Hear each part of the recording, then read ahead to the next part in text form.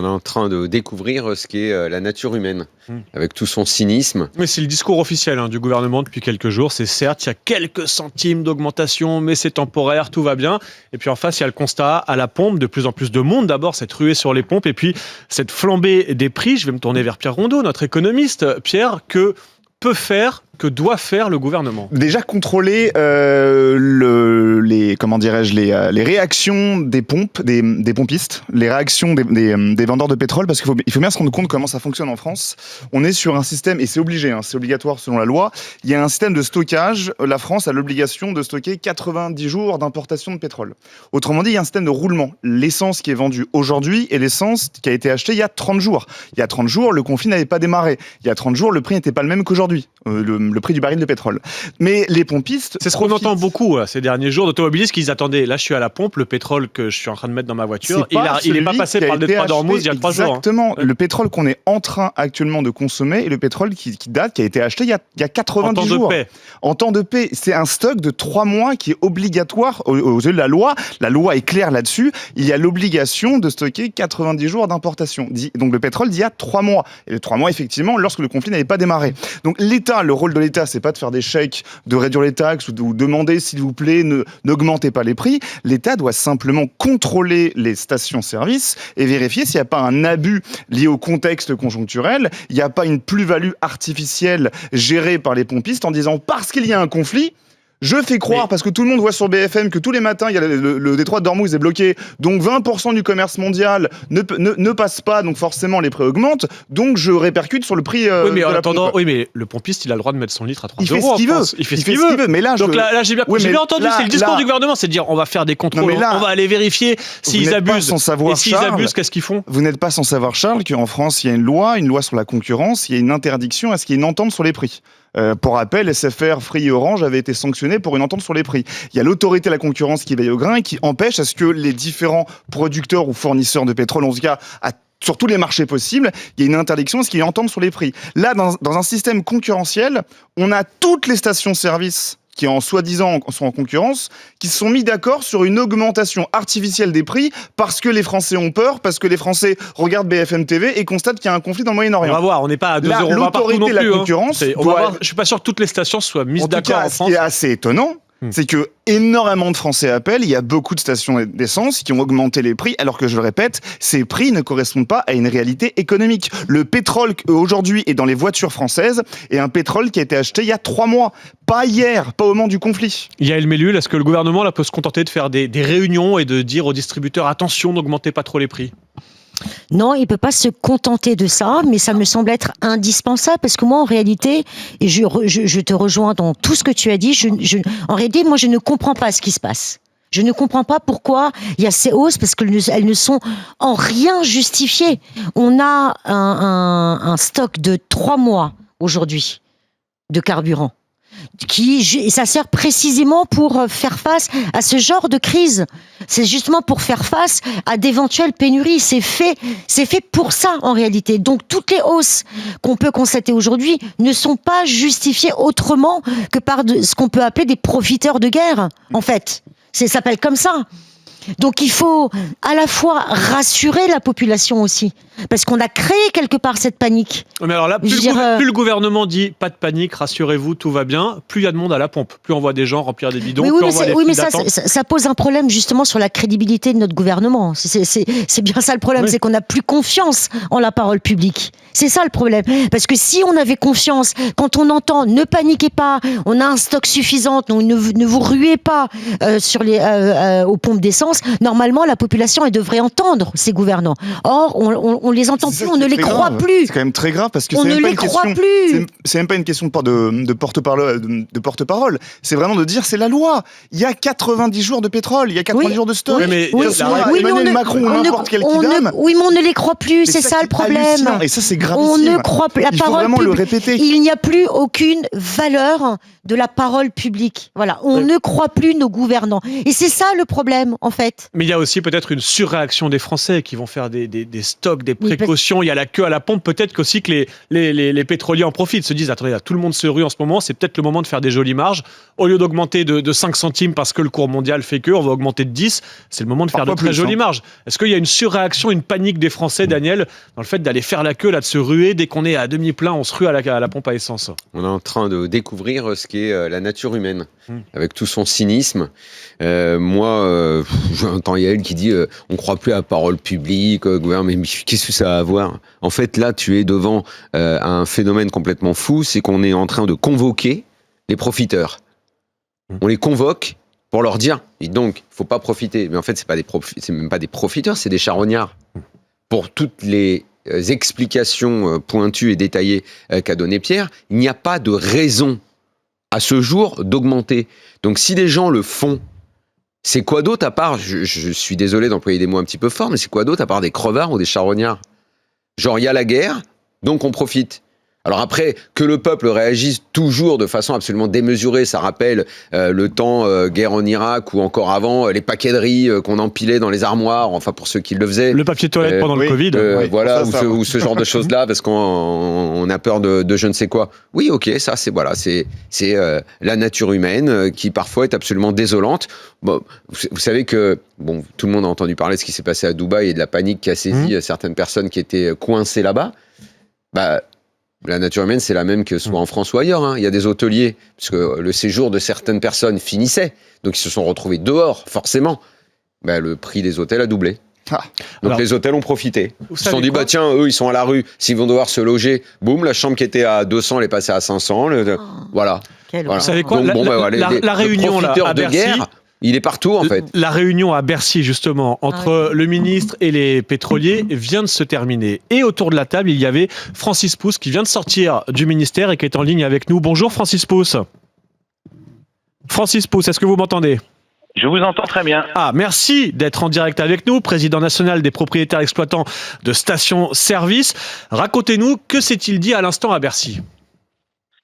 C'est une réunion auquel on a l'habitude en période de crise, donc c'est l'ensemble de la filière pétrolière qui était autour de la table avec Serge Papin, le ministre de l'économie évidemment, et Maud Bréjon, nouvellement nommé à l'énergie. On nous a reprécisé ce que nous on confirme qu'il n'y a pas de problème de stock de carburant dans notre pays, que les opérateurs pétroliers présents précisaient qu'ils ont des sources d'approvisionnement, qu'elles soient européennes ou autres, de produits finis, entre autres sur le gasoil. Donc de ce côté-là, il y a pas de souci. Il n'y a pas de problème de stock, mais là, la vraie urgence, c'est le prix. Francis Pousse, nous, on entend tous ces auditeurs qui nous disent sur le terrain, là, il y a des stations à 2 €, à 2,20 €. Qu'est-ce que les distributeurs répondent au gouvernement ? Alors là, les prix sont en corrélation avec les prix internationaux. Ce qu'il faut comprendre, c'est que il y a le cours du baril de pétrole et derrière, il y a une cotation des produits finis à Rotterdam sur le gasoil et sur l'essence. En particulier sur le gasoil, parce que il est un peu plus difficile d'en avoir en ce moment. La valeur du gasoil sur le marché a augmenté. Et c'est pour ça qu'effectivement, on a des hausses de 10 à 15 centimes. Moi, je le confirme depuis lundi. Donc, c'est important, Francis Pousse. Ouais. Autour de la table, là, il a été dit au ministre 10 à 15 centimes. Parce qu'il y a encore 24 heures, moi, j'entendais les ministres dire c'est de l'ordre de quelques centimes. 15 centimes, c'est pas quelques centimes. C'est au moins 15 centimes de hausse au niveau national. Et surtout, est-ce qu'elle est justifiée, cette augmentation ? Parce que ce sont les cours internationaux des produits finis qui ont augmenté en même temps que le baril, et malheureusement, ça a fait cette inflation relativement importante. Alors, je rappelle que nous, stations-service, on est, passez-moi l'expression, dans la même galère que les consommateurs. On subit ces hausses. C'est pas à notre niveau où la marge elle est entre 5 et 7 centimes bruts que il y a des exagérations. Alors oui, comme partout, dans toutes les corporations, on peut avoir ça ou là des pompistes qui ont eu la main un peu forte. Des profiteurs, disons-le, Francis Pousse. Non, mais nous, on a l'impression que toute la filière profite, là, en ce moment. C'est ce que les Français pensent. Non, je peux pas vous laisser dire ça. Non. Encore une fois, on a eu une hausse très importante, en particulier sur le gasoil, et nous, on n'a pas le choix que de la répercuter quand je vous parle de 5 à 7 centimes, imaginez ce que ça serait si on avait dû laisser nos prix à ceux de lundi ou dimanche, on serait en vente à perte, ce qui est évidemment pas possible. Donc non, il n'y a pas dans notre corporation, les stations-service, d'abus sur les prix. Et que vous dit le gouvernement là? Parce que vous étiez face au gouvernement, ok, vous avez discuté, mais est-ce qu'il y a eu des décisions prises? Alors, il y a eu confirmation de contrôle de la DGCCRF, donc à ce moment-là, on verra si vraiment il y a beaucoup d'abus. Mais rappelons qu'en France, les prix sont libres sur le litre d'essence ou sur le prix de la baguette, et je ne vois pas à quel titre tel ou tel exploitant pourrait être sanctionné. Oh, bah donc il y aura des profiteurs. Oui, vous reconnaissez qu'il y a sûrement des brebis galeuses. De toute façon, si le profiteur, c'est pas vous, c'est pas le distributeur là, vous dites que ça vient de plus haut, que c'est international, c'est à Rotterdam ou je ne sais quoi, bon, bah, à un moment donné, aujourd'hui, puisque rien internationalement justifie cette hausse de prix, il y a quelqu'un qui est en train de profiter du truc là. Alors là, il faudra poser la question à ce qu'on appelle l'amont, c'est-à-dire grossiste, fabricant d'essence. Mais en tout cas, moi, à mon niveau, je peux vous répondre de ce que je connais, à savoir que on est tout à fait attentionné au prix. D'autant plus que, rappelons qu'en France, 63% des carburants sont vendus par des grandes surfaces qui sont toujours plutôt en discount. Et nous, on est en moyenne à 8-10 centimes d'écart. Donc imaginez si on passe à 20 centimes, on ne vend plus rien. Donc on n'a pas intérêt à avoir des prix complètement déconnectés. Je vous remercie. Francis Pousse, président national des stations-service. Vous représentez le secteur. Vous sortez de Bercy, je le rappelle, la réunion convoquée par le ministère de l'économie avec les distributeurs de carburant. Bon, on entend bien que ça a l'air d'avoir servi à rien. Oui, voilà. J'allais dire, ils vont simplement dire. C'était une réunion pour faire le point. Voilà, on a fait le point. Francis Pousse reconnaît que peut-être qu'il y avait les jus d'orange et les petites viennoiseries à la réunion, parce que sinon, je sais pas à quoi ça sert. Oui, mais ça permet de dire au gouvernement, on les a convoqués. Voilà, on a fait des choses, on a agi, génial, mais il n'y a pas vraiment une décision prise, visiblement. On était avec Francis Pousse. On va aller directement à la pompe avec Eric, qui est gérant de supermarché dans les Landes. Bonjour Eric. Oui. Bonjour à tous. Bonjour Eric. Vous entendez que vous êtes sur le banc des accusés là depuis tout à l'heure. On vous accuse, vous, à la station-service, de vous faire des énormes marges en ce moment, de profiter du contexte pour monter les prix. Racontez-nous d'abord, Eric, là, il est à combien le litre de diesel chez vous aujourd'hui? Moi, le litre de diesel aujourd'hui, justement, il est à 1,849. Puisqu'il y a 3 chiffres chez nous, donc 1,85. 1,85. Ouais. Voilà, ce qu'il faut savoir, moi je vais en toute transparence, d'ailleurs j'hésite après tous les messages qu'on reçoit sur Facebook et les amalgames qu'il y a entre effectivement ce qui se passe à l'amont, comme disait Monsieur Pousse, et ce qui se passe à l'aval, c'est-à-dire chez nous directement, ceux qui faisons les prix à la pompe. C'est que moi j'ai acheté mon gasoil prix coûtant, c'est-à-dire prix coûtant client 1,75 lundi, et le camion que je reçois aujourd'hui, c'est 1,92. Ah oui, donc ça c'est pas vous. Mais c'est important de le dire, Eric, c'est pas vous à la pompe qui le fixez le prix en fait. C'est quand vous l'achetez, on vous l'annonce à tel tarif et ensuite vous le vendez au même prix quasiment. Alors 1,92, moi je vais être transparent, je vais être totalement transparent. On a 75% de marge, c'est-à-dire que je le vends 1,95. Oui, vous faites 2-3 centimes par litre. Voilà. 1,95. Et par contre, moi, ce que j'ai décidé, parce qu'effectivement, ça fait des hausses qui sont extrêmement brutales, et pour éviter tous les amalgames, parce que les gens disent, oui, mais vous n'avez pas reçu aujourd'hui de carburant, donc comment est-ce que ça peut augmenter, etc., etc. Moi, j'essaye de pondérer mes stocks, c'est-à-dire que je fais une moyenne entre ce que j'ai reçu lundi et ce que je vais recevoir là, et c'est pour ça qu'aujourd'hui, je suis à 1,84. Demain, je serai à 1,89. Et malheureusement, ce week-end, je serai obligé d'être à 1,95 parce que sinon, je vais vendre à perte. Non mais où sont les profiteurs? Alors moi j'aimerais comprendre dans la filière qui profite de ça alors que pour l'instant, la guerre ne doit pas produire d'effet sur le prix. Donc ça veut dire qu'à un endroit, il y a un truc qui ne va pas. Les intermédiaires. Je suis d'accord. Si on a 3 mois de stock, il y a pas de raison. Donc. Mais par contre, attention, c'est-à-dire que là, on accompagne la montée, ce qui est bien pour le client entre guillemets. Je mets des guillemets. Mais si on travaille sur nos stocks et puis d'un coup on travaille sur des stocks où ça a beaucoup augmenté pendant ce temps-là, on va se retrouver avec une hausse extrêmement brutale aussi. Donc je crois qu'il faut aussi gérer cette pondération. On entend bien que vous essayez en plus de lisser la hausse pour vos clients, vous faites du mieux, Eric, mais c'est quoi l'ambiance à la pompe là, avec vos clients en ce moment-là? Est-ce qu'il y a plus de monde? Est-ce que c'est tendu? Est-ce que certains font des pleins de précautions? Est-ce que ça remplit des bidons là? Alors, en début de semaine, c'était le cas, très clairement. Alors après, évidemment, tout le monde a rempli, donc maintenant, c'est un petit peu plus calme. Ce qui se passe, c'est que forcément, les gens ont été inquiets en disant si je prends pas aujourd'hui, je prendrai demain, et si je le prends demain, ça va augmenter encore. Oui, ça prend 3 centimes par jour chez vous, j'ai bien compris. Là. Plus que ça. Oui. Mais bon, là, pour l'instant, ça va se calmer. Nous, les infos qu'on a, c'est que on est sur un plateau là de prix, donc ça va rester là pour l'instant. Mais voilà, là, ça s'est un petit peu calmé au niveau de. Un plateau, vous allez approcher des 2 euros et on ne sait pas quand ça va redescendre, si j'ai bien compris. C'est ça, exactement. On n'a absolument aucune visibilité. Et je vous cache pas que même aujourd'hui, nous, notre préoccupation, c'est d'avoir de la marchandise. C'est tendu même pour s'approvisionner, là ? Ouais, tout à fait. C'est tendu pour s'approvisionner. On n'arrête pas de nous dire à l'instant, Francis Pousse a dit, vous inquiétez pas, on a 3 mois de stock, tout va bien. Non, c'est pas ça. C'est pas ça. C'est qu'il faut savoir, c'est que les camions, eux, ils mettent une demi-heure à charger. Donc, quand vous avez toutes les stations-service qui ont été complètement vidées. Oui, c'est ça. Il y a eu une ruée d'un seul coup. Et qui sont en train de se remplir. Mais vous avez la queue ce qu'on a à l'empotage. Des camions, et en fait voilà, c'est de la logistique en fait, le carburant on l'a, c'est le temps de l'apporter à la station.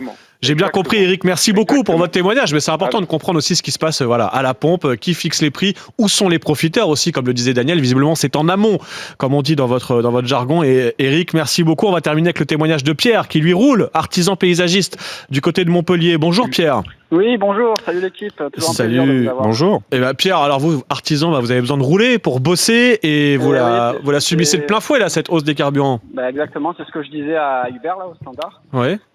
Moi, ce que je trouve vraiment le plus honteux, c'est cette fameuse taxe. Mais j'étais déjà passé dans votre émission pour vous dire en janvier la fameuse taxe de 10 centimes qu'on avait passée. Vous savez, après les fêtes, vous nous avez dit oui, en janvier, on va augmenter de 10 centimes le prix de l'essence. Voilà, comme ça. Mais il y a toujours ce débat, de toute façon, sur les taxes. En plus, il y a les taxes sur la taxe. Ça, c'est très vicieux sur l'essence. La TVA sur la... Je dis aujourd'hui qu'il faut enlever cette taxe. Déjà, elle n'est pas indue. Quand j'entends le gouvernement, les ministres qui vous disent on va perdre 17 milliards, non. Vous nous avez pris 17 milliards et vous voyez ce que je veux dire, en fait, on nous fait croire. Et si on est encore plus cynique, Pierre, le gouvernement, il se frotte aussi un peu les mains, là. Parce que le litre à 2 euros, avec les taxes très élevées. Attendez, je vais en venir là. Si on enlève cette taxe de 10 centimes, avec l'augmentation du cours de pétrole, de ce qui se passe actuellement, l'État va récupérer ces 10 centimes qu'ils nous ont pris. Donc on nous prend vraiment pour des jambons dans ce pays. Et vraiment ceux qui bossent, on commence à en avoir marre. Mais je vous l'avais déjà dit à ce de toute façon. J'ai l'impression que c'est la même chose dans d'autres pays européens. Hein. Parce que c'est ça qu'il faudrait voir. Si chez nos voisins, en Espagne, en Italie, en Allemagne... Ça reste moins cher parce que 65% du prix, c'est des taxes. Oui, mais il faudrait voir s'ils ont noté eux aussi une augmentation. Ça augmente partout. De toute façon, c'est mondial. Ça, le prix du Brent, etc. Ça augmente partout. La spécificité de la France, c'est que c'est en France où c'est le plus taxé. Ouais, et là où c'est intéressant, c'est que le budget 2025 est prévisionnel. Donc la France a déjà acté qu'elle recevrait 17 milliards des fruits de la taxe d'essence. Et donc là, de fait, elle va gagner plus d'argent puisque l'essence augmente. La question sera de savoir si en 2026, on aura une redistribution. Parce qu'il y aura une marge. On n'en est pas là. Oui, on a surtout des caisses bien creusées du côté de l'État. Donc je pense qu'on se frotte les mains du côté de Bercy en voyant ces hausses de taxes aussi. C'est de la TVA qui rentre. On va terminer avec la guerre. En partie, ouais. On va remercier Pierre d'être venu témoigner. Eric aussi au 32-16. On va aussi regarder vos messages sur le WhatsApp de l'émission avec Alfred. Oui, un témoignage, celui de Sophie en Vendée. 3 jours consécutifs d'augmentation. Le gouvernement fait de la com. En attendant, c'est une aubaine pour eux. Et puis Hervé qui prévient, c'est pas au gouvernement de faire quelque chose, c'est à nous, Français, d'arrêter d'aller à la pompe et d'alimenter l'augmentation du prix du carburant. Oui, c'est vrai qu'il y a une forme d'effet d'aubaine aussi, on peut imaginer, pour certains pétroliers, certaines stations, quand tout le monde se rue à la pompe, de faire quelques centimes de marge en plus. Les prix des carburants, est-ce que le gouvernement doit agir là dans l'urgence? On vous a posé la question sur nos réseaux. Qu'est-ce que ça donne, Alfred? Vous répondez oui à 84%. Donc il y a un appel à l'aide assez évident. Oui, il y a une envie qu'on fasse autre chose que des réunions.